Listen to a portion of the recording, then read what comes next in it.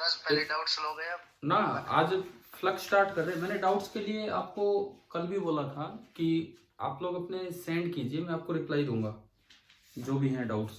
देखो, ये बताओ, आपने एचसीवी और एनसीईआरटी कर लिए चैप्टर 29 और आप वो? कर लिए सर। ये जो एनसीईआरटी के क्वेश्चन है ना ये समझाने ही पड़ेंगे। हाँ, कुछ क्वेश्चन जो हैं मैं तो समझाऊंगा ही, जो भी हैं, जैसे कि बाउंड्री कंडीशंस अभी नहीं। बाउंड्री कंडीशंस में ये जो एनसीईआरटी मैं बताता हूँ, एडिशनल का जो लास्ट क्वेश्चन है, सुनो मेरी बात सुनो। एनसीईआरटी में ये चैप्टर नंबर 2 है, तो कुछ कुछ ऐसे क्वेश्चंस हैं जिनमें फ्लक्स का यूज होगा, जिनमें हमें गॉस लॉ का यूज करना पड़ेगा, बिकॉज एनसीईआरटी में ये बाद में दिया गया है। तो बस वो वाले तो अभी नहीं, बाकी मैं ढंग से पूरा पूरा आपका डिस्कशन नहीं करवा दूंगा, मैं डिस्कशन क्लास लगा दूंगा अलग से, ठीक है, मेरे जूम लिंक से आपको सेंड करके। लेकिन कल संडे था, मैंने कहा था कि आप अपने डाउट्स जैसे भी आप भेजिए, मैं आपके लिए टाइम अरेंज करूंगा, बट एक बच्चे को छोड़कर किसी ने डाउट भेजे ही नहीं। एक अंकित आपने वो बाउंड्री कंडीशन वाला भेजा था बस।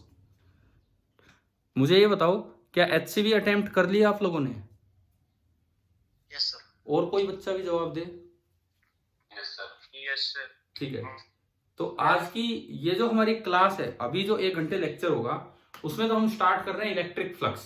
पर डिस्कशन पार्ट्स में आपके लिए अलग से, इनके अलावा अलग से क्लास लगा दूंगा, डिस्कशन क्लास, जिसमें पहले से आपको बताया जाए भाई इतना पार्ट है, ये होमवर्क है, ये इस क्लास के लिए डिस्कस करेंगे हम। आपको जो पहले अपना पढ़ लीजिए, जो डाउट है वो उनमें पूछ लेना, ठीक है। जैसे जैसे +1 नॉन मेडिकल बी के लिए जो बच्चे यहाँ 2-4 हैं +1 नॉन मेडिकल बी के, उनके लिए वो हीट एंड थर्मो की हमने पूरी एचसीवी डिस्कस की थी अलग से, शाम को एक्स्ट्रा लेके, ध्यान है? हाँ, तो उस 9 बजे। हाँ, तो उस तरीके से हम ये काम करेंगे। और हो सकेगा तो मैं आज ही आपके ग्रुप पे, वो जो IITN वाला जो आपका ग्रुप है, उस पे फिजिक्स वाले पे, उस पे मैं मैसेज कर दूंगा कि इतना काम आप कर दीजिए और इससे रिलेटेड फिर डिस्कशन। तो अगर आप अनुमति दे तो हम flux and Gauss law start करें अभी, ठीक है? ठीक है, यस सर। ठीक है, चलिए। तो हमारा जो पार्ट 3 स्टार्ट हो रहा है, ये इस पार्ट 3 भी क्यों कहूं, पार्ट 4। पहला था चार्जेज एंड कूलम्स लॉ, दूसरा फील्ड एंड फील्ड इंटेंसिटी, तीसरा पोटेंशियल, और चौथा ये। और मैं रोज शाम को क्लास ले रहा हूँ, फील्ड पे हूं मैं अभी, थोड़ा पीछे पीछे रिवीजन चल रहा है। मैं आपके पास उनके लिंक नहीं भेज रहा हूँ क्योंकि आप लोगों ने वो अटेंड की हुई है। फिर भी अगर कोई बच्चा इंटरेस्टेड हो वो क्लास अटेंड करने में, तो वो कर सकता है, मुझे बता सकता है, ठीक है। और नहीं तो अलग से मैं रिकॉर्ड करके तो डाल ही रहा हूँ। हर्षित, आप कहाँ हो भाई? कनीना हो कि महेंद्रगढ़ हो?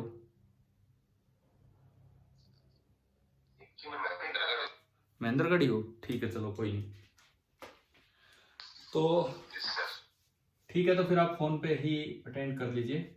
आज का जो हमारा टॉपिक है दैट इज इलेक्ट्रिक फ्लक्स। आज गॉस लॉ पे तो नहीं पहुंचेंगे, आज हम पढ़ रहे होंगे इलेक्ट्रिक फ्लक्स। आपकी एनसीईआरटी टेक्स्ट बुक में तो ये पहला ही चैप्टर है, पहले चैप्टर का आखिरी पार्ट है। और जो आपका HC वर्मा बुक है कॉन्सेप्ट्स ऑफ फिजिक्स, उसमें ये चैप्टर नंबर 30 है, सेपरेटली ऑन इलेक्ट्रिक फ्लक्स, है ना? अब तक देख चुके होंगे आप। तो फ्लक्स जो है, इसके लिए मुझे पहले ये पता होना चाहिए कि एरिया वेक्टर है कि एरिया स्केलर है, बताओ।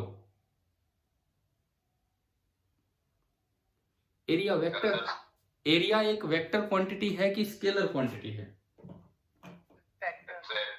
वेक्टर क्वांटिटी है। अब ये कैसे क्या डिफाइन होता है देखिए, तो शुरुआत में यहीं से करूं, एरिया वेक्टर से ही। जो आपका एरिया वेक्टर होता है 1D ऑब्जेक्ट के लिए तो कोई एरिया वेक्टर डिफाइन ही नहीं होता है। एरिया वेक्टर या तो डिफाइन होगा 2 डायमेंशनल ऑब्जेक्ट के लिए, या डिफाइन होगा 3D ऑब्जेक्ट के लिए, या तो 2D ऑब्जेक्ट के लिए या 3D ऑब्जेक्ट के लिए। 2D ऑब्जेक्ट मतलब जो एक प्लेन में आके एक सिमट जाए, मतलब एक प्लेन तक, जैसे कि एक सर्कल है, एक डिस्क है। अगर आपको उसका एरिया बताना हो, सपोज ये कोई एक सर्कल है,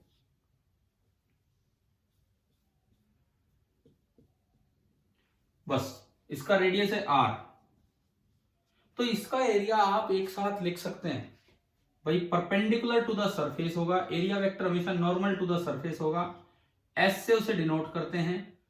एरिया का मैग्नीट्यूड तो सर्कल का पाई आर स्क्वायर, और डायरेक्शन परपेंडिकुलर डायरेक्शन को हम रिप्रेजेंट करते हैं एन कैप से। N cap is a unit vector perpendicular to this surface, this is n cap. बताओ 2D सरफेस के लिए कैसे एरिया वेक्टर डिफाइन होता है, समझ आ गया? ठीक है, एन कैप क्या है?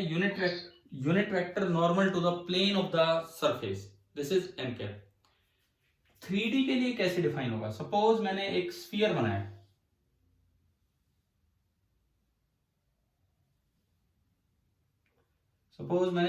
बनाया, और इस स्फीयर का रेडियस है r, इस गोले का रेडियस है r।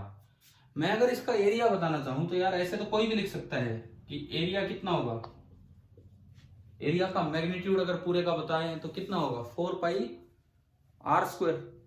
लेकिन अगर वेक्टर बोलना हो तो बड़ी मुश्किल बात है, बिकॉज यहां आप एक सरफेस बनाओगे उसका एन कैप इधर होगा, यहां आप एक सरफेस बनाओगे उसका एन कैप इधर होगा, यहां आप एक, ये कहां बना दिया मैंने, ये कहां बना दिया इस पे सरफेस, ये अंदर नहीं बनाया है, अंदर नहीं, ये सरफेस यूं निकलेगी बाहर, समझ रहे हो, यूं निकलेगी ये सरफेस, तो ये बाहर की तरफ है इसके ऊपर, इसका एन कैप इधर कहीं होगा, इसका एन कैप इधर कहीं होगा। तो मतलब अब सारे एन कैप अलग अलग डायरेक्शन में है, तो इसलिए पूरा एस वेक्टर डिफाइन नहीं होता। तो अगर आप 3D सरफेस की बात करें तो उसमें डीएस वेक्टर डिफाइन होता है, कोई एक स्मॉल सरफेस एरिया वेक्टर, उसका मैग्नीट्यूड तो होगा डीएस और डायरेक्शन हो जाएगी n cap. N cap is the, n cap जहां भी आप लिख रहे हैं that is a unit vector, n cap is a unit vector normal to the surface.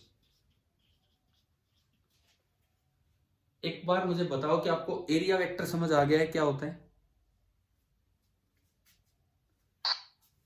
देखो 2D सरफेस में पूरा एरिया एक साथ लिखा जा सकता है, बिकॉज कोई भी आप एक छोटा सा डीएस मानोगे, वो भी ऊपर, ये भी ऊपर, ये भी ऊपर, सारे डीएस सेम डायरेक्शन में हैं, तो आप कंप्लीट एस वेक्टर इकट्ठा करके लिख सकते हो। लेकिन 3D सरफेस में एक साथ नहीं लिख सकते हैं, बिकॉज कोई डीएस कहीं है, कोई डीएस कहीं है, कोई डीएस कहीं है, तो इसलिए अगर अलग से एस कहीं जरूरत पड़े, क्या मतलब है इस पे भी मैं आता हूं, अगर कहीं आपको यूं लिखना पड़े सरफेस इंटीग्रेशन, इंटीग्रेशन का मतलब क्या होता है, सम, अगर आपको लिखना पड़े integration of magnitude of DS, integration of magnitude of DS, तो वो तो बनेगा 4 पाई आर स्क्वायर।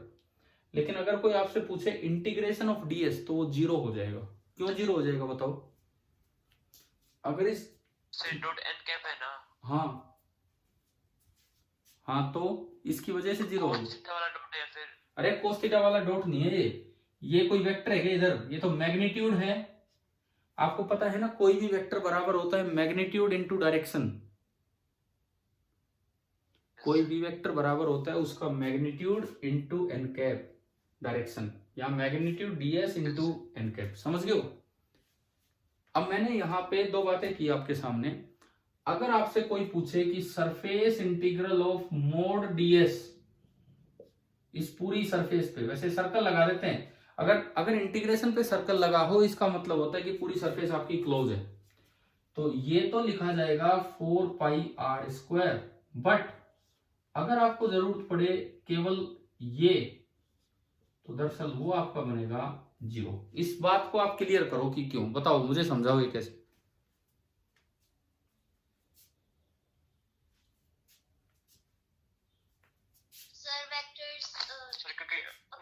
एक दूसरे का ऐसा कर जाते हैं, हाँ अपोजिट डायरेक्शन वाले। ठीक है, दोनों सही बोल रहे हो। इंटीग्रल डीएस वेक्टर में एक डीएस इधर तो एक इधर, एक इधर तो एक नीचे, एक पीछे एक आगे, तो सारे कोई ना कोई दो ऐसे मिलेंगे, वो कैंसिल आउट करेंगे, तो integral DS vector close surface का कितना होगा, यहाँ 0 होगा। लेकिन अगर मोड डीएस का इंटीग्रेशन करना हो तो वो कितना हो जाएगा, केवल मैग्नीट्यूड जोड़ोगे तो कितना होगा 4 पाई आर स्क्वायर। और अगर इसी में ये लिखना हो तो ये बताओ कितना होगा, 4 पाई आर स्क्वायर या 0? 4 पाई आर स्क्वायर। 0। जीरो। ये कहता है मोड बाद में है, पहले वेक्टर सम है, पहले वेक्टर सम है डीएस का, तो पहले वेक्टर सम करोगे डीएस सर। का तो बनेगा जीरो वेक्टर, एक मिनट, और जीरो वेक्टर का मोड जीरो होता है। हाँ जी वेक्टर, बोलिए। लास्ट में जीरो वेक्टर है। हाँ ये मैंने जीरो वेक्टर लगाया है, उसको खाली जीरो लिख दो, बट हमने कहीं मोड नहीं लगाया ना, इस पे मोड नहीं लगाया है, तो इसलिए मैंने प्रॉपर सिंबल दिया है जीरो वेक्टर। अगर इसका मोड भी लगा देते हैं तो वो कितना होता है, जीरो। वो इससे कोई फर्क नहीं पड़ता, आप इसको जीरो लिख दो, हमारे लिए जीरो वेक्टर की डायरेक्शन तो मीनिंगलेस ही है, तो इसलिए वो जीरो ही बनेगा। अच्छा इधर बताओ, इधर अगर मुझे लिखना हो इंटीग्रल ऑफ मोड डीएस कितना है बताइए, इसमें सर्कल है, सर्कल पाई आर स्क्वायर, बिल्कुल सही। और अगर मुझे लिखना हो मोड ऑफ इंटीग्रल डीएस, ये कितना है, हाँ इसमें कोई कैंसिल आउट नहीं होगा, पूरा डीएस वेक्टर भी पाई आर स्क्वायर एन कैप बन रहा है, तो इसका जो मैग्नीट्यूड है वो भी क्या बनेगा आपका, पाई आर स्क्वायर। तो आप ये बताओ क्या 2D और 3D सरफेस में आपको समझ आ गया एरिया कैसे लिखा जाएगा। अब यहीं पे एक चीज और क्लियर कीजिए, एक होती है ओपन सरफेस, एक होती है क्लोज सरफेस। 2D सरफेस हमेशा ओपन होती है, 2D सरफेस हमेशा ही ओपन होती है। 3D surface they may be open, they may be close. एक कोई सिंपल कटोरी है, प्याली है, कुछ भी रसोई घर की जो ढकी हुई नहीं है, तो ये 3D है। प्लेट, सीधी प्लेट 2D है, लेकिन अगर कटोरी टाइप है तो वो 3D है। 2D 3D में अंतर आ गया समझ। प्लेट 2D सरफेस है, लेकिन जो कटोरी होगी आपकी वो 3D सरफेस होगी। 2D और 3D में तो अंतर क्लियर है। अब क्लोज और ओपन सरफेस कब होंगी, 3D सरफेस भी आपकी क्लोज या ओपन हो सकती है। कैसे हो सकती है, देखिए ये मेरे सामने एक 3D सरफेस है। 3D है कि 2D है बताओ, 3D। मैंने इसका ढक्कन हटा दिया, ढक्कन हटा दिया, अब भी ये 3D सरफेस है, ढक्कन अलग कर लिया, ठीक है, अब भी ये 3D है, लेकिन ये खुली हुई है, तो this is open 3D surface. और अगर मैंने ढक्कन लगा दिया तो ये क्या है आपकी closed 3D surface. 2D surface हमेशा ओपन होती है, 3D सरफेस ओपन भी हो सकती है और क्लोज भी हो सकती है। कब ओपन है कब क्लोज है, अब बताओ कि आपको क्लियर हो गया है। सर जो इंटीग्रेशन पे जो सर्कल आता है ये क्लोज पे जाता ये है ना? केवल और केवल क्लोज सरफेस के लिए लगता है, केवल क्लोज के लिए। फिर आपने यहाँ पे क्यों लगाया? ये स्फीयर है तो ये तो क्लोज है। 2D में है। 2D में कहां लगा दिया, अच्छा ये गलत है, गलत है, गलत है, गलत है, यहाँ नहीं लगना, यहाँ नहीं लगना, ये गलती से लगा दिया। 2D सरफेस पे कभी नहीं लगेगा, क्योंकि ये इंटीग्रेशन के ऊपर सर्कल केवल क्लोज सरफेस पे लगता है और 2D सरफेस कभी क्लोज नहीं होती। समझ आया, ठीक है। 3D सरफेस क्लोज भी हो सकती है, ओपन भी। तो एक रिजल्ट तो हमारे ये याद हो जाना चाहिए, किसी भी क्लोज्ड 3D सरफेस का टोटल इंटीग्रेशन वेक्टर 0 होगा हमेशा। समझ गए, कोई भी क्लोज 3D सरफेस हो, अगर आप उसके लिए ये इंटीग्रल डीएस वेक्टर और क्लोज सरफेस निकालोगे तो पूरा कितना आएगा, 0 ही आएगा। पहला रिजल्ट आ गया ना हमें समझ, ठीक है, क्योंकि वो कहीं ना कहीं तो कैंसिल आउट हो ही जाएंगे। अब इसके बाद मैं अगर इंटीग्रेशन की भी बात करूं तो दो तरह के इंटीग्रेशन, दो नहीं असल में तो 3 तरह के होते हैं, लेकिन मैं यहीं 2 पे ही जाऊंगा जो हमारे इस चैप्टर तक यूज होने हैं। तो 2 टाइप्स ऑफ इंटीग्रेशन कौन कौन से होते हैं, एक लाइन इंटीग्रल, एक सरफेस इंटीग्रल। अभी तो होने को तीसरा वॉल्यूम इंटीग्रल भी होता है। ये तो अभी आज चैप्टर स्टार्ट हुआ है, बहुत अच्छा चैप्टर है, छोटा चैप्टर है, बड़ा नहीं है, बहुत अच्छा चैप्टर है। और पोटेंशियल आपको आता है नहीं आता उससे कोई फर्क नहीं पड़ता, इसको ध्यान से समझिए, इसको अच्छे से समझिए। देखो मैंने कहा 2 तरह के इंटीग्रेशन, आप हेडिंग डाल लेना 2 टाइप्स ऑफ इंटीग्रेशन। पहला इंटीग्रेशन है आपका लाइन इंटीग्रेशन। सबसे पहला इंटीग्रेशन हमारा होता है लाइन इंटीग्रेशन। लाइन इंटीग्रेशन का क्या मतलब है, जैसे ये कोई भी एक कर्व है, कोई सरफेस नहीं है, एक कर्व है, एक लाइन है, इस पे कैरो लगा है, आपको किसी भी फील्ड का इस पे लाइन इंटीग्रेशन करना है, आपको किसी भी फील्ड का इस पे लाइन इंटीग्रेशन करना है। देखिए कोई फील्ड है मेरे पास, पता नहीं कौन सा, जैसे इलेक्ट्रिक फील्ड ही है, सपोज इस जगह इलेक्ट्रिक फील्ड इधर है E, और मैंने एक डीएल बनाया, वो टेंजेंशियल टू द कर्व बनेगा, tangential to the curve dl. Suppose इनके बीच का एंगल है थीटा, ये पॉइंट है ए और ये पॉइंट है बी।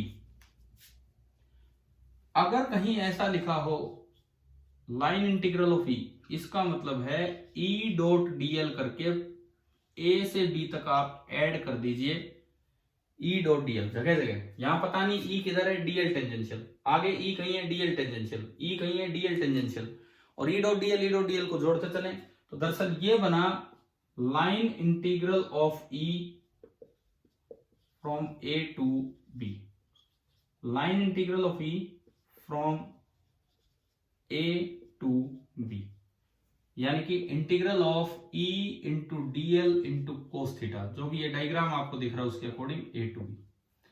बताओ भाई लाइन इंटीग्रल का मतलब आ गया क्या समझ?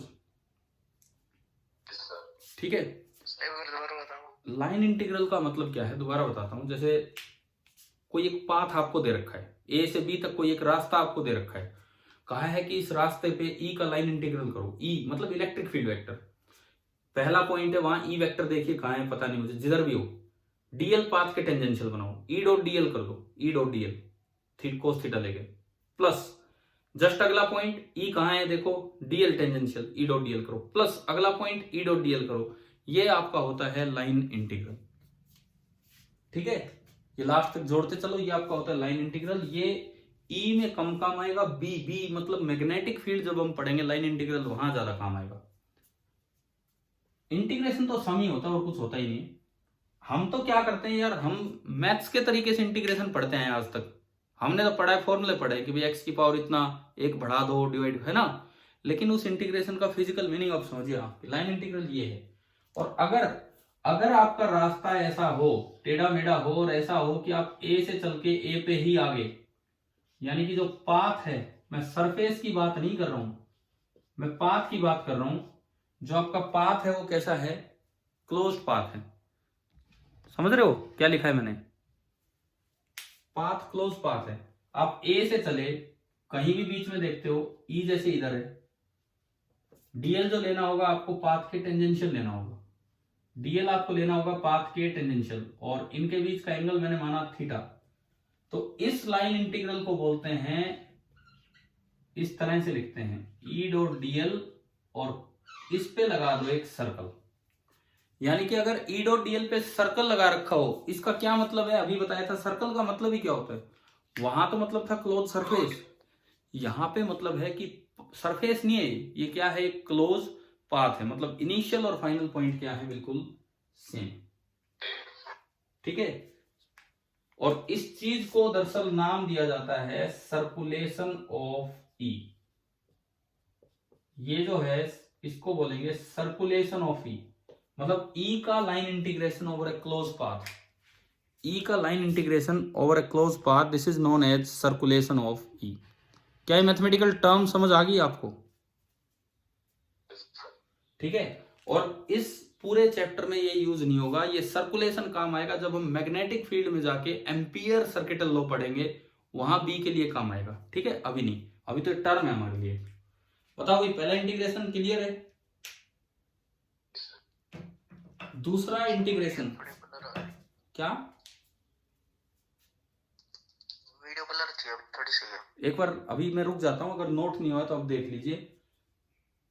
ये मैंने, आप कर लो, नोट कर लो आराम से।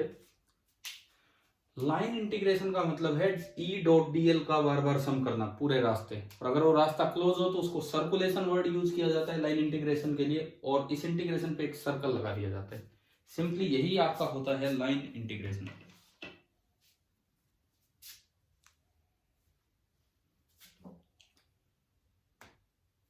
चले सेकंड। Yes sir. ठीक है, तो सेकंड वाला देखो, अगर कुछ भी डाउट हो ना अभी पूछना। मैं तो ये उम्मीद करता हूँ कि ऑनलाइन क्लास में आप ज़्यादा डाउट्स पूछेंगे, क्योंकि हो सकता है किसी का बीच में नेट चला गया हो, कोई ब्लर हो गया हो, कोई ना समझ पाया हो, तो एक भी पॉइंट नहीं समझ में आ रहा है तो आप पूछ लेना। सेकंड जो हमारा इंटीग्रेशन रहेगा उसको हम नाम देंगे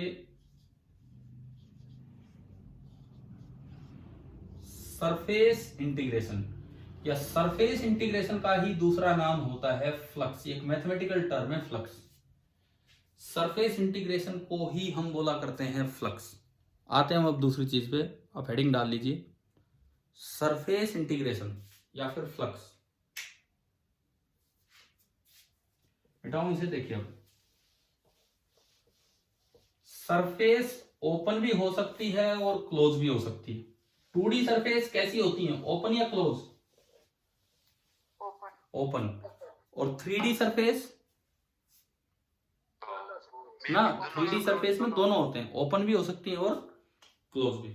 ठीक है, अब सरफेस इंटीग्रेशन का मतलब क्या है? जैसे मान लो आपको कोई भी एक सरफेस दे दी,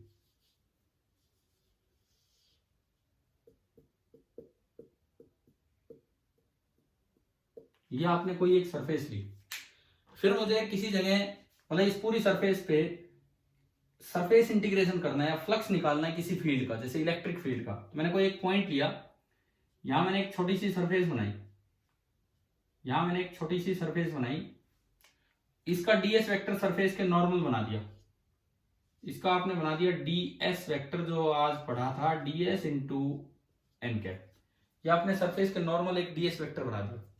फिर आपने इस जगह नेट इलेक्ट्रिक फील्ड लिखा, किधर किधर है वो मान लिया कि ई है। इन दोनों के बीच का एंगल देखा और एंगल सपोज थीटा है। तो अब देखो, surface integral of E, surface integral of E का मतलब है, इसका प्रॉपर सिंबल तो होता है डबल इंटीग्रेशन। आप अगर 12th क्लास फिजिक्स में सिंगल भी लगा दें, नीचे एस लिख दें, सिंगल लगा के नीचे एस लिख दें, तो मतलब वो सरफेस इंटीग्रल है। प्रॉपर साइन इसका होता है डबल इंटीग्रेशन। किस चीज का? वहां ई डॉट डीएल था, वहां तो ई डॉट डीएल था, यहां क्या हो जाएगा ई डॉट डीएस। सेम ही तो है, बिल्कुल सेम है। वहां ई डॉट डीएल था, यहां पे क्या है ई डॉट डीएस, इस पूरी सरफेस पे। यही फ्लक्स होता है। फ्लक्स का मतलब ही ये है, वो ई का फ्लक्स है तो इलेक्ट्रिक फ्लक्स, बी का फ्लक्स है तो मैग्नेटिक फ्लक्स। क्लियर? एक मैथमेटिकल टर्म। ये जो वर्ड है, ये जो टर्म है, इसको बोल देते हैं सरफेस इंटीग्रल या फ्लक्स। और फिर इसमें वही बात है, अगर सरफेस क्लोज हो, if the surface is closed,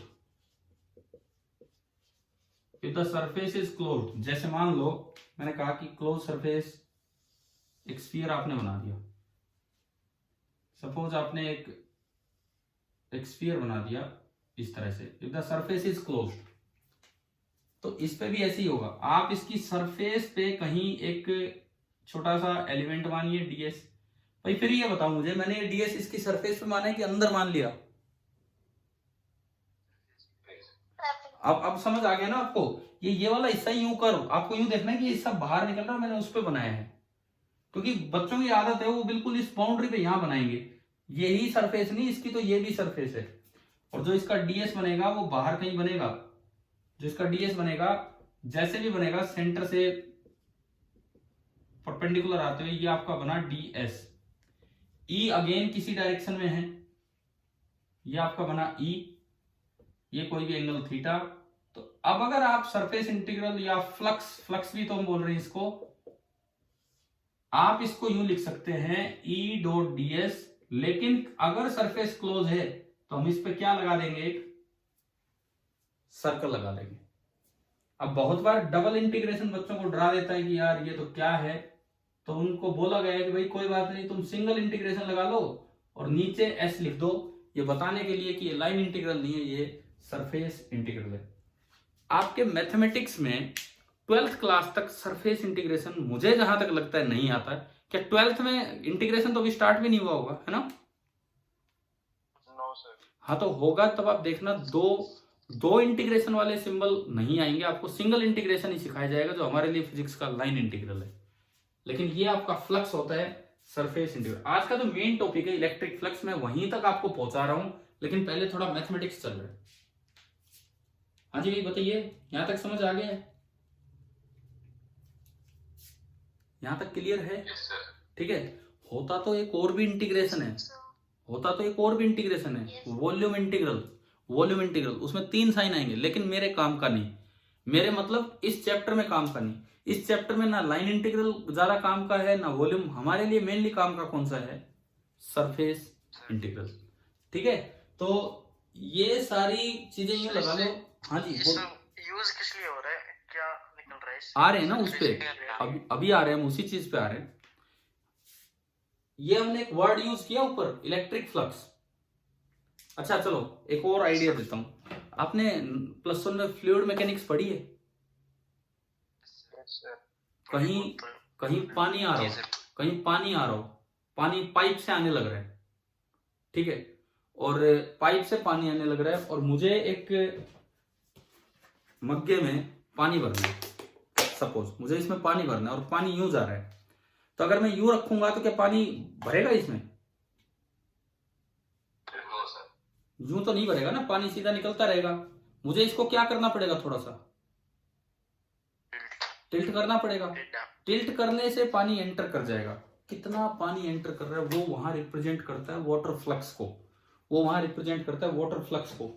तो यहां क्या होगा, हमारे लिए एक इलेक्ट्रिक फ्लक्स एक बहुत काम की चीज है, क्योंकि गोस ने एक ऐसा अनोखा तरीका बता दिया। यार गोस ना कई ऐसे ही काम करता था, जो लोग बड़े बड़े तरीके से करते थे वो छोटा सा तरीका बता देता था।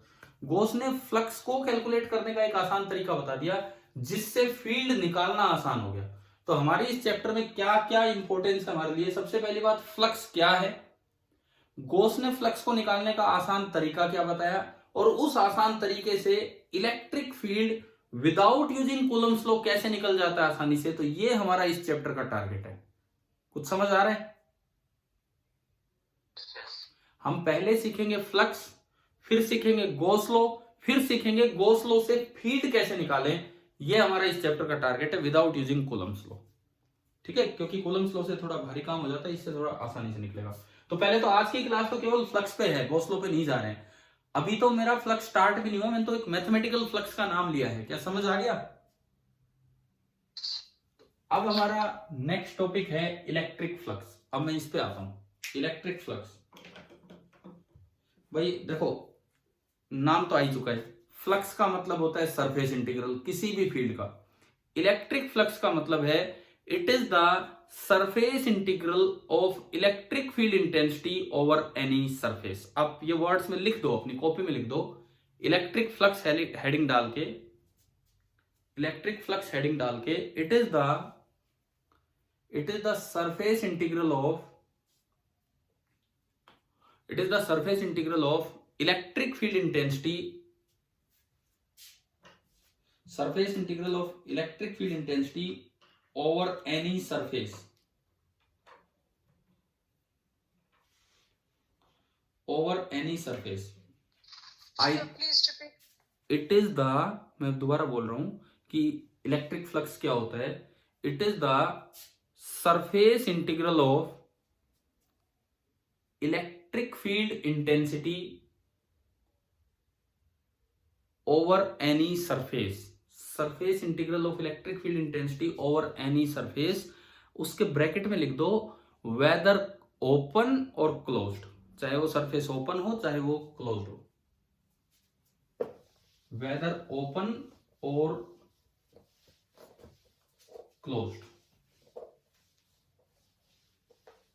ग्रेविटेशनल फ्लक्स तो होता है। हाँ वही, अरे सुनो, ग्रेविटेशन में एक भी चीज यहां से अलग नहीं है, एक भी चीज यहां से अलग नहीं है। वहां फ्लक्स का बहुत ज्यादा यूज नहीं भी हम करते, लेकिन सेम है। जो जैसे ग्रेविटेशनल फील्ड इंटेंसिटी का सरफेस इंटीग्रल करोगे तो वो ग्रेविटेशनल फ्लक्स हो जाएगा, इसका करोगे तो वो इलेक्ट्रिक फ्लक्स हो जाएगा, बिल्कुल ही तो सेम है। मैं आखिर के 1-2 लेक्चर आपके ग्रेविटेशन पे लूंगा, क्योंकि इतना होने के बाद बिल्कुल सेम रिपीटेशन है पोटेंशियल का फ्लक्स का एज इट इज ग्रेविटेशन पे। ठीक है, और ये वाला पार्ट कोई बड़ा नहीं है हमारे लिए, छोटा सा पार्ट है, जल्दी हो जाएगा। समझ आ रहा है ना क्या कुछ करना है हम इसमें? ठीक है, तो चलिए अब इसमें फ्लक्स को अगर मैं डिफाइन करूं तो देखो, इसका सिंबल हम देते हैं फाई। फाई के नीचे ई लगाने का मतलब होता है इलेक्ट्रिक फ्लक्स। फाई ई का मतलब है सरफेस इंटीग्रल का प्रॉपर साइन तो ये है।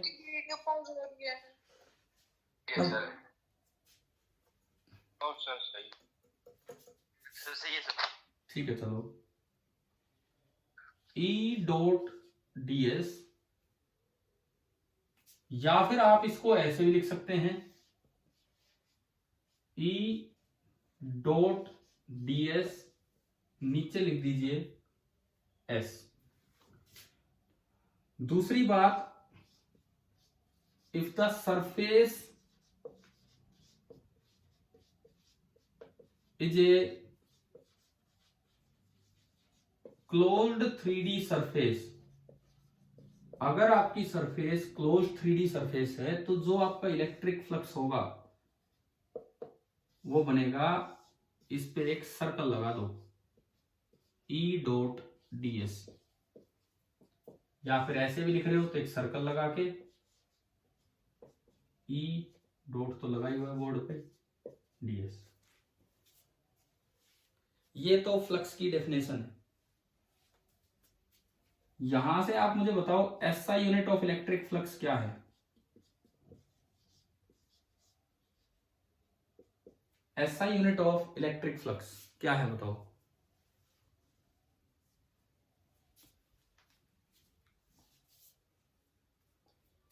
SI unit of electric flux newton metre square per coulomb. हाँ बिल्कुल सही। E की यूनिट होती है न्यूटन पर कूलम, और एरिया की यूनिट मीटर स्क्वायर, और कोस थीटा वगैरह की कोई यूनिट होती नहीं है, Newton metre square per coulomb. आप इसको वोल्ट में बताओ, वोल्ट में क्या, वोल्ट की टर्म्स में क्या यूनिट होगी फ्लक्स की? ई की एक दूसरी यूनिट क्या थी वोल्ट में?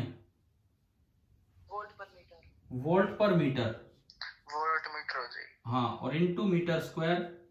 कई बार ना एक ये डायरेक्ट ही सवाल आ जाता है, कई बार ये डायरेक्ट ही सवाल आ जाता है कि name the physical quantity use SI unit is volt meter. बच्चा गलती से ना वो ई लगा जाता है, इलेक्ट्रिक फील्ड इंटेंसिटी, उसकी वोल्ट मीटर नहीं, उसकी तो क्या होती है, वोल्ट पर मीटर।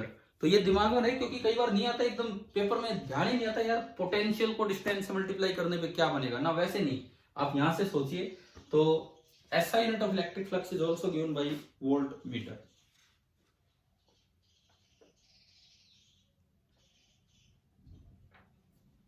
अच्छा, ये तो फ्लक्स की एक मैथमेटिकल क्वांटिटेटिव डेफिनेशन होगी। क्वालिटेटिवली फ्लक्स हमें क्या बताता है? जैसे वो पानी भरने वाला मैंने एग्जांपल दिया, इलेक्ट्रिक फ्लक्स हमें क्वालिटेटिवली क्या बताता है? यहां कोई पानी तो भरना नहीं है।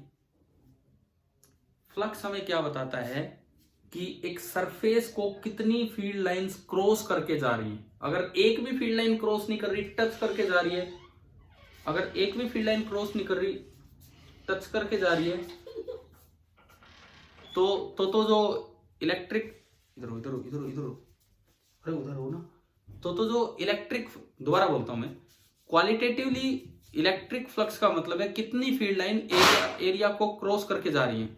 अगर एक भी फील्ड लाइन क्रॉस नहीं कर रही, यूं टच करके निकल गई तो फ्लक्स जीरो है, क्रॉस कर रही है तो फ्लक्स है, जिसको ज्यादा क्रॉस कर रही है उसमें फ्लक्स ज्यादा, और जिसमें कम क्रॉस कर रही है उसको कम है।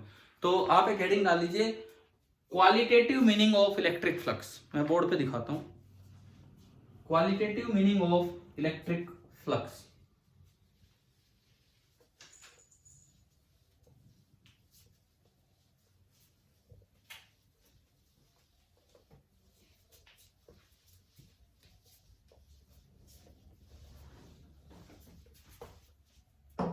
क्वालिटेटिव मीनिंग क्या है कि it represents the number of field lines, number of electric field lines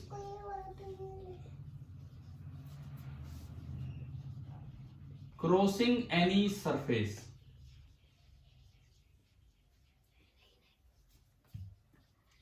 देखो, जैसे मैं 3 एग्जाम्पल बनाऊं, ये मैंने एक सरफेस ली,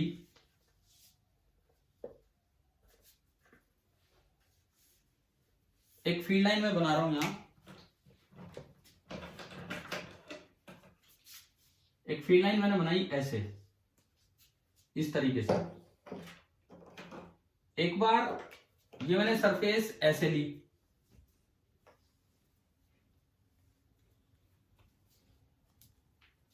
और इसमें ये फील्ड लाइन ऐसे निकल गई।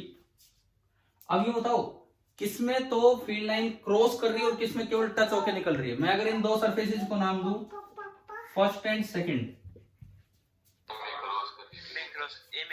इसमें क्रॉस कर रही है और इसमें क्रॉस नहीं कर रही है, तो अकॉर्डिंग टू अवर डेफिनेशन यहां तो फ्लक्स नॉन जीरो है और यहां फ्लक्स कितना है, जीरो। ठीक है, अब मैं अपनी डेफिनेशन से चेक करता हूं, जो मैथमेटिकल डेफिनेशन है उससे।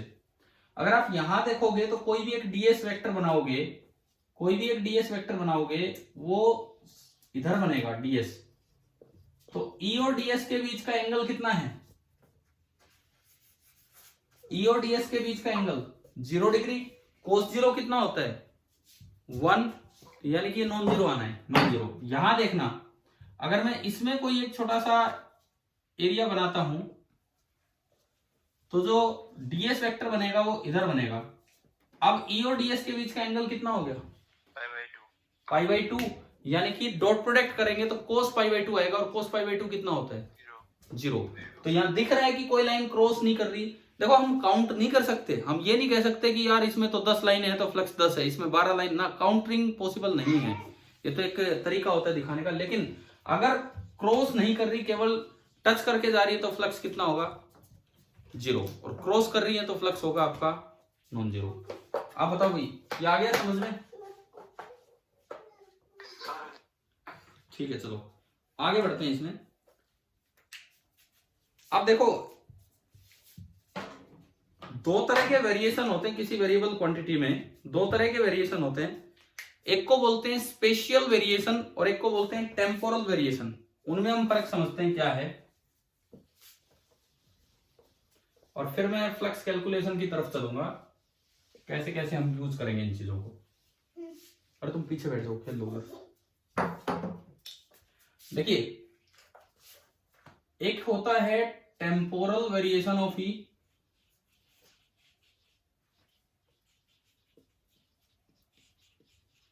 एक तो होगा temporal variation of electric field intensity, और एक को हम बोलते हैं spatial variation of electric field intensity. एक टेम्पोरल वेरिएशन, एक स्पेशल वेरिएशन। टेम्पोरल वेरिएशन का मतलब होता है विद टाइम, टेम्पोरल वेरिएशन का मतलब होता है वेरिएशन विद टाइम। ये तो है with time, variation with time, और ये होता है वेरिएशन विद पोजीशन। दोनों में फर्क मैं आपको दिखाऊंगा अभी एक एग्जांपल लेके।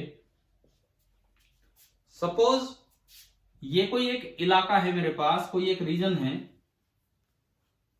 इस पूरे रीजन में हमें ये बोला गया कि हर जगह फील्ड सेम है, लेकिन हर समय फील्ड सेम नहीं है। ये ओरिजिन है, ये एक्स एक्सिस है, ये वाई एक्सिस है, ऊपर जेड एक्सिस है, इस तरह का कुछ है।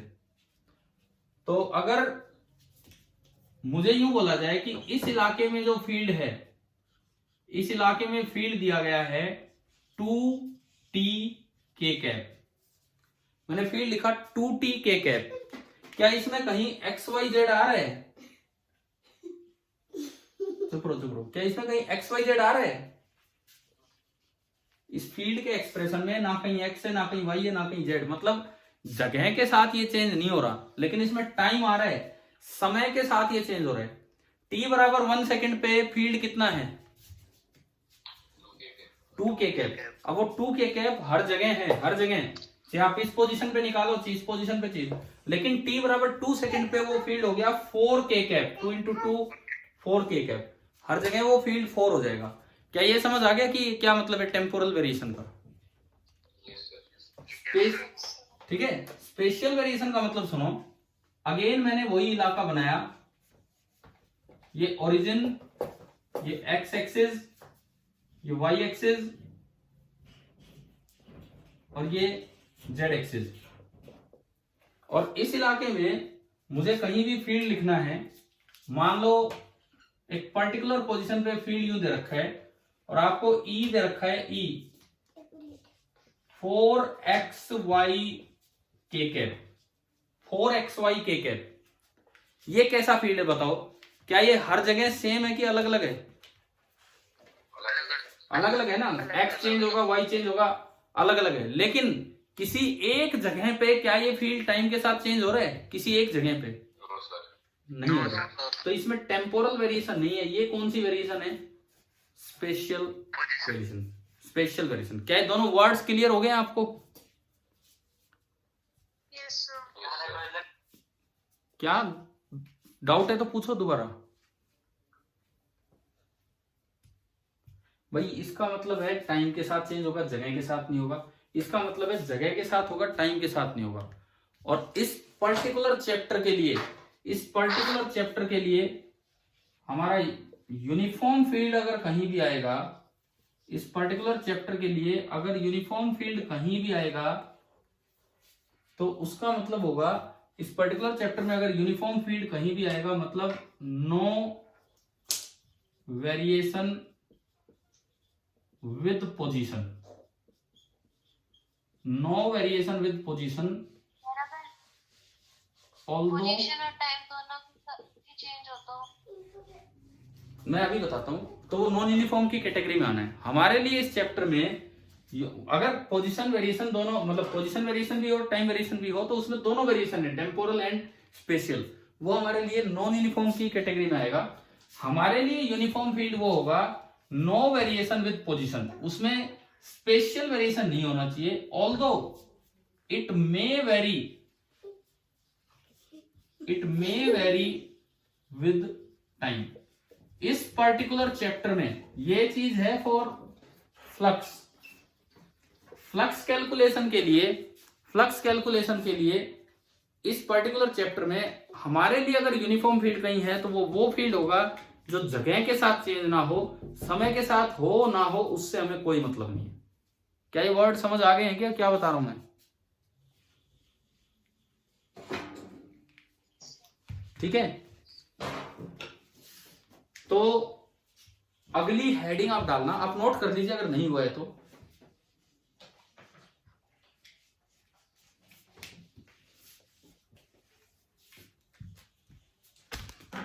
यार क्या कर दिया ये?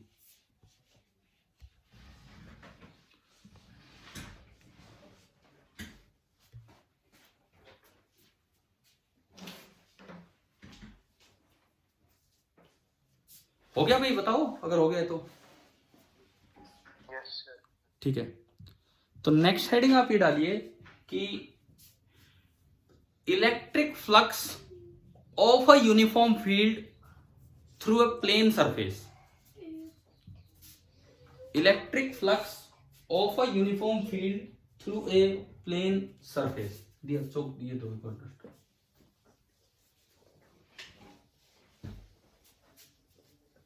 Electric flux of a uniform field through a, कोई बात नहीं, हम पढ़ रहे हैं flux of a uniform field through ए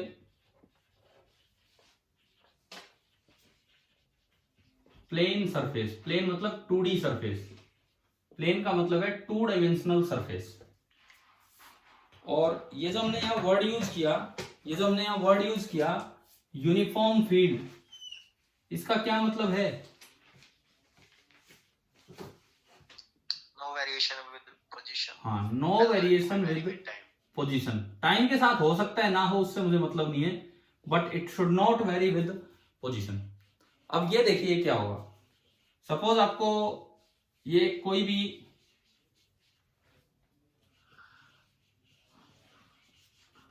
एक प्लेन सरफेस है, 2D सरफेस, और आपको एक ई दिया गया है जो हर जगह सेम है, जो जगह के साथ चेंज नहीं हो रहा है। सपोज यहां वो ई इधर है,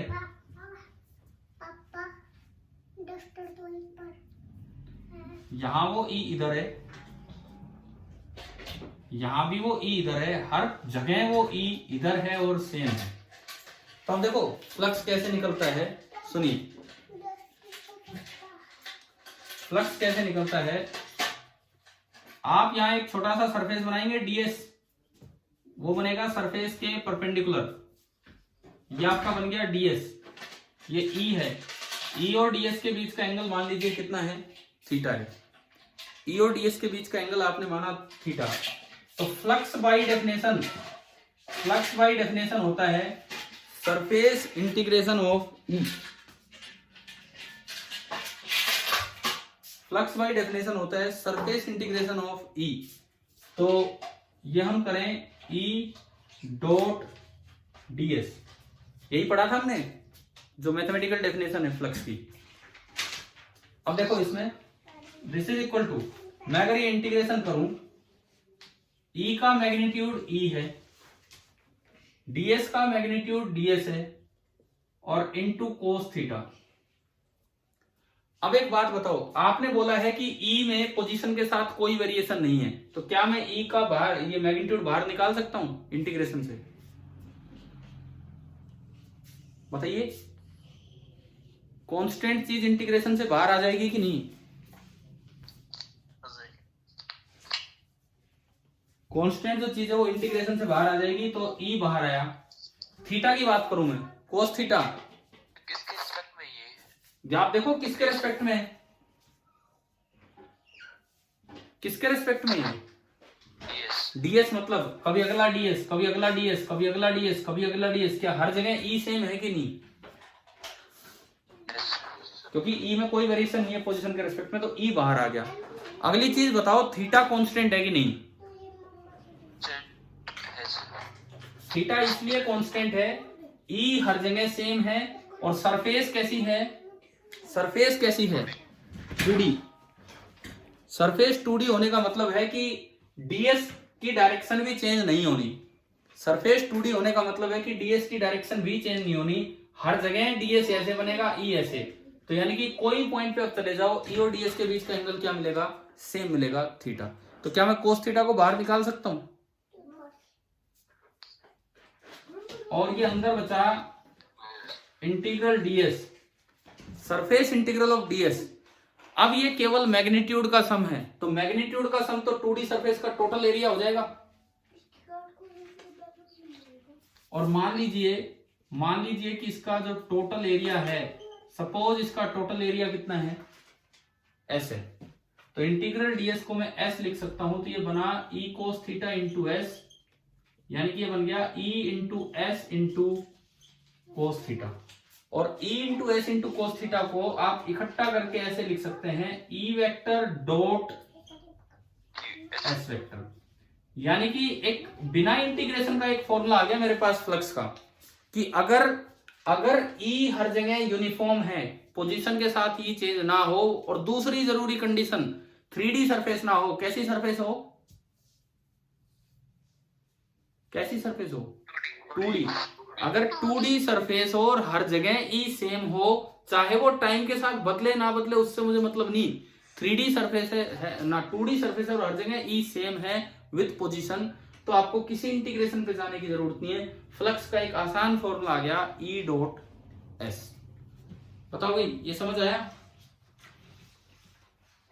इसको यूज करते हैं, इसको यूज करते हैं, एक दो छोटे छोटे सवालों में इसको यूज करते हैं। जैसे मान लीजिए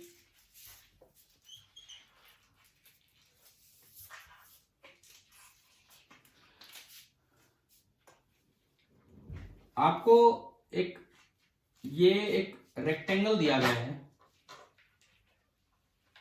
सर उस साइड देख नहीं रहा। अच्छा ठीक है, ठीक।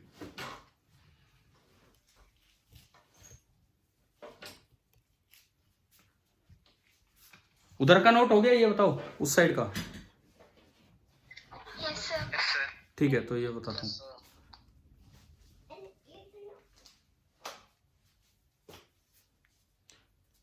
देखो, ये मैंने एक 2D सरफेस बनाई। तेरे बच्चे भी ना दोपहर में भी नहीं सोते हैं। मैं इतनी दोपहर में क्लास लगाई थी कि भाई चलो कोई डिस्टर्बेंस नहीं होगी। देखो, ये आपने एक 2D सरफेस बनाई, और इस 2D सरफेस में एक रेक्टेंगुलर सरफेस है। रेक्टेंगुलर सरफेस है जिसकी लेंथ L है और ब्रेड्थ B है। लेंथ L है और ब्रेड्थ B है। ये एक रेक्टेंगुलर सरफेस है, और आपको ये दिया गया है कि इस पूरे रीजन में एक इलेक्ट्रिक फील्ड है। इस पूरे रीजन में एक इलेक्ट्रिक फील्ड है जो कि इस पर्टिकुलर डायरेक्शन में है, और वो ई वेक्टर आपको दे रखा है 4t। ई वेक्टर क्या है, ई का मैग्नीट्यूड दे रखा है 4t newton per coulomb, where t is time, 4t newton per coulomb where t is time. और ये किस तरह से है ये ई वेक्टर, ये बता रखा है कि अगर मैं इसकी सरफेस पे एक लाइन बनाऊं, अगर मैं इसकी सरफेस पे एक लाइन बनाऊं तो जो ई वेक्टर है वो इस लाइन के साथ 30 डिग्री एंगल पे है, इस लाइन के साथ 30 डिग्री एंगल पे है। आपको निकालना है, आपको निकालना है, इसमें डायग्राम दिख गया ना अब तो क्या है क्या नहीं। Yes sir. ठीक है, find electric flux at t equal to क्या, 30 डिग्री प्लेन के साथ बना रखा है। हाँ प्लेन के साथ ही, ये दिखाया ना इसके प्लेन में एक लाइन है उसके साथ। तो find electric flux at t equal to 2 second, ये आपको सवाल दिया, ये आपको करना है। एक 2D रेक्टेंगुलर सरफेस आपको दी है। 4LB। पहली बात तो इंटीग्रेशन करना पड़ेगा कि ऐसे ही काम चल जाएगा। जी कम से जाए। क्या है, फील्ड यूनिफॉर्म की कैटेगरी में आएगा कि नॉन यूनिफॉर्म? यूनिफॉर्म। इसमें वेरिएशन तो है, वेरिएशन तो है, लेकिन वो पोजीशन के रेस्पेक्ट में नहीं है। कौन सा वेरिएशन है इसमें? टाइम, टेम्पोरल वेरिएशन है। टेम्पोरल वेरिएशन से मेरे इस ई डॉट एस पे कोई फर्क नहीं पड़ेगा क्योंकि वो इंटीग्रेशन पोजीशन के रेस्पेक्ट में था। तो आप ये पहचानना सीखो ध्यान से कि ये क्या होता है। तो ऐसे में क्या है, आप डायरेक्ट लगाओगे flux is equal to E dot S. अब देखो एरिया वेक्टर तो होगा L इंटू बी ऊपर की तरफ, एरिया वेक्टर तो होगा L इंटू बी ऊपर की तरफ, मतलब सरफेस पे नॉर्मल। तो ई और एरिया के बीच का एंगल कितना हो गया? ई और एरिया के बीच का एंगल 60 डिग्री हो गया। समझ आ गया? ठीक है, ये जो एरिया वेक्टर बनेगा, एरिया वेक्टर बनेगा, ये इधर बनेगा सरफेस के परपेंडिकुलर। तो इस ई और एरिया के बीच का जो एंगल होगा वो आपका बनेगा 60 डिग्री। ठीक है, फील्ड लाइन ऐसे थी इसको क्रॉस करते हुए। तो अगर मैं यहां पे ई डॉट एस लगाऊं, ई का मैग्नीट्यूड 4t, एस का मैग्नीट्यूड LB और इनके बीच का एंगल है cos 60 डिग्री। cos 60 कितना होता है? cos 60 1/2 से 2 से कटाते ही आ गया 2TLB। और टाइम कितने पे पूछा इन्होंने? 2 सेकंड पे। तो हमारा आंसर आ गया 4LB। समझ आया ना कब ये फॉर्मूला लग सकता है कब नहीं लग सकता है। एक और सवाल लेंगे ताकि आप ये समझें कि कैसे यूज होना है कैसे नहीं। चलो मैं अगले पे।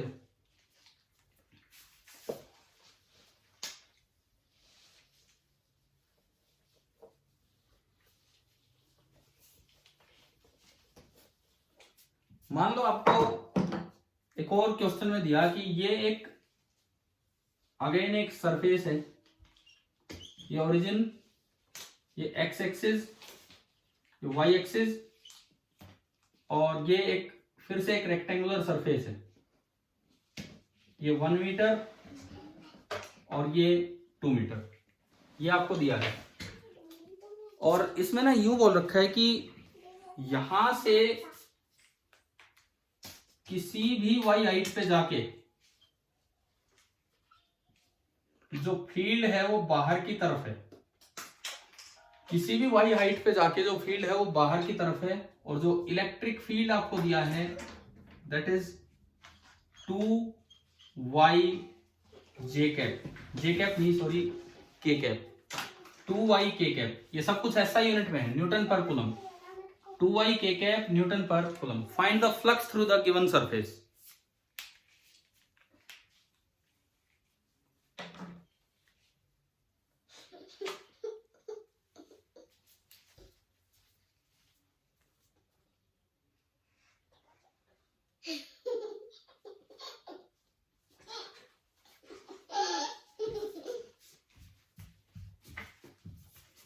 बाहर जाओ बाहर जाओ बाहर जाओ।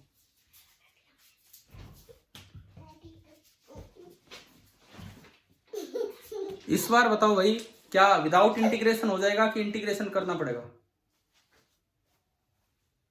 इंटीग्रेट। हाँ, क्योंकि इस बार जो फील्ड है उसमें पोजीशन के साथ वेरिएशन है, तो हमारे लिए यूनिफॉर्म फील्ड की कैटेगरी में ही नहीं आता, तो हमारे लिए ये एक नॉन यूनिफॉर्म फील्ड हो गया। चाहे बेशक 2D सरफेस हो, इसका मतलब यूं नहीं याद करना है, हमें यूं नहीं याद करना है कि 2D सरफेस आते ही ई डॉट एस ना, बेशक 2D सरफेस हो लेकिन ई में एक वेरिएशन हो रहा है पोजीशन के साथ। तो फिर इसमें कैसे करें हम? वर्टिकली अपवर्ड है ना फील्ड। वर्टिकली का क्या मतलब है? आप एक्स वाई जेड दिए तो मुझे वर्टिकल वर्ड यूज नहीं करना चाहिए। जब एक्स वाई यूज कर रखे हैं तो वर्टिकल का तो कोई मतलब ही नहीं है। ये के कैप लिखा है मतलब जेड के अलोंग है फील्ड, जेड के अलोंग। अब वर्टिकल है क्या नहीं वो आप जाने। वही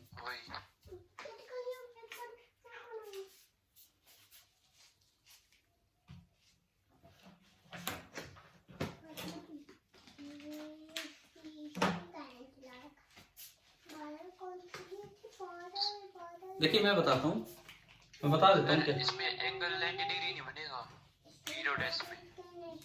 आप देखो ना, आप सोचो क्या बनेगा। देखिए मैं समझाता हूँ आपको। जीरो आना चाहिए, आंसर 0 आना चाहिए। तो भाई मेरे एक बात बताओ, क्या फील्ड लाइन इस एरिया को क्रॉस करके आ रही है कि नहीं? जब फील्ड यूं है, बाहर की तरफ है, ये एरिया है, ये फील्ड लाइन बाहर है, तो क्या फील्ड लाइन क्रॉस कर रही है कि नहीं? कर रही है। तो उस तरीके से सोचो तो 0 तो हो ही नहीं सकता, ये नॉन जीरो होना चाहिए। 2y³/3 आपने लिमिट नहीं लगाई, फिर इसका मतलब आपने लिमिट नहीं लगाई। चलिए मैं दिखाता हूं, आप सोचिए इसमें क्या होना है। सॉल्यूशन देखिए, ये आपका XY प्लेन है, आप इसका सॉल्यूशन देखिए, ये आपका XY प्लेन है। और मैं इसको फिर थोड़ा इधर करूं ट्राइपॉड को। हाँ, अब देखो ये आपका XY प्लेन है। आप यहां से पहली बात एक एलिमेंट मानना होगा, ds तभी तो बनेगा। आप यहां से किसी y हाइट पे गए, किसी y हाइट पे जाके मैंने एक लाइन लगा दी। x के साथ तो फील्ड चेंज ही नहीं हो रहा, x के साथ तो फील्ड चेंज ही नहीं हो रहा, field is only changing with y। तो इस पूरी लाइन पे बाहर की तरफ फील्ड है, बाहर की तरफ, पूरी लाइन पे बाहर की तरफ फील्ड है, और वो E आपको दिया है 2y। के कैप तो उसकी डायरेक्शन है, के कैप तो उसकी डायरेक्शन है, फील्ड आपको दिया है 2y। अब आप थोड़ा सा और ऊपर जाओ, कितना?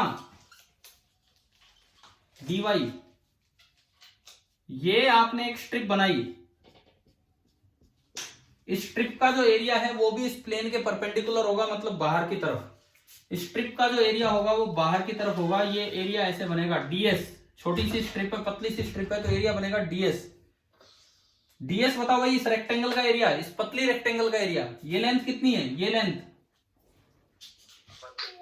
1, ये लेंथ है 1, और ये ब्रेड्थ dy। तो इस ds बनेगा 1 इंटू dy बाहर की तरफ। बताओ समझ आया? अब जो फ्लक्स होगा, क्योंकि टेम्पोरल वेरिएशन नहीं बल्कि स्पेशल वेरिएशन है, तो मुझे इंटीग्रेशन पे जाना पड़ेगा। Surface integral of E dot ds। आप चाहे 2 सिंबल लगाएं, चाहे एक लगा के नीचे s लिख दें, बात तो एक ही है।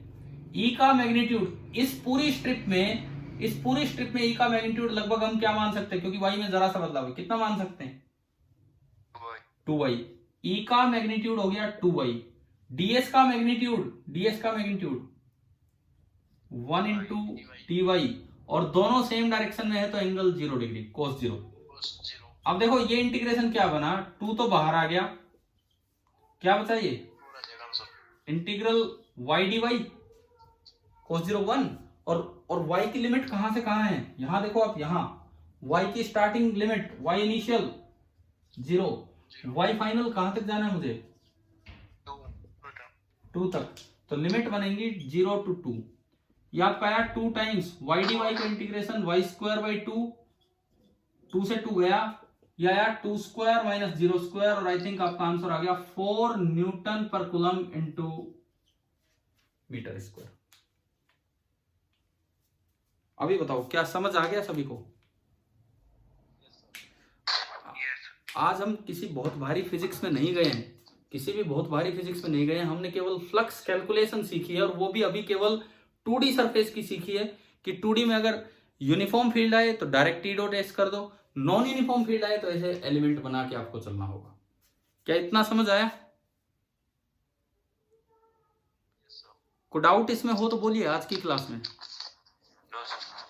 ठीक है, ये हम आज करेंगे। और आपको एक CPP 15 मैंने दिया है भाई, वो आज कर लोगे ट्राई? Yes, sir. फिर आप क्या निकाल घर पे क्या प्रिंट निकालते हो, कैसे करते हो ये? सर ऐसे ही कर लेंगे, प्रिंट किए क्या जरूरत है? ठीक है, चलो उसमें दिख तो जाता है ना क्लियर। हाँ तो आप एक काम करना, जब हाँ हाँ बोलो। क्या मैं कहता हूँ CPP 14 का जो रह रहा है कब करोगे? CPP 14 का वो एक 5-6 पार्ट वाला है, या सारे डिस्कस करना है? Equipotential surface for a grid. ठीक है ठीक है, आज हम शाम को मैं आपको अलग से मैसेज भेज दूंगा CPP 14 के डिस्कशन पे। शाम तक आप एक काम करना, शाम नहीं मतलब थोड़ा सा लेट होगा, तो आप CPP 14 आज ट्राई करके रखो, वो हम आज इवनिंग में डिस्कस करेंगे। ठीक है ठीक है, एक 40 मिनट की क्लास में उसे डिस्कस कर। हाँ जी, एक एनसीईआरटी का लास्ट क्वेश्चन है, ये समझा दो। लास्ट क्या है? मेरे पास अभी बुक नहीं है, कौन सा है लास्ट? ये इसमें 5 पार्ट है, ये कॉन्सेप्चुअल। चलो चलो ठीक है ठीक है ठीक है। अभी एक्चुअली अगली क्लास का आपका टाइम हो रहा होगा इस जूम पे, तो मैं इसको ऑफ करता हूँ। ठीक है, शाम को मैं आपको करवा दूंगा जो भी हो पाएगा जैसे भी।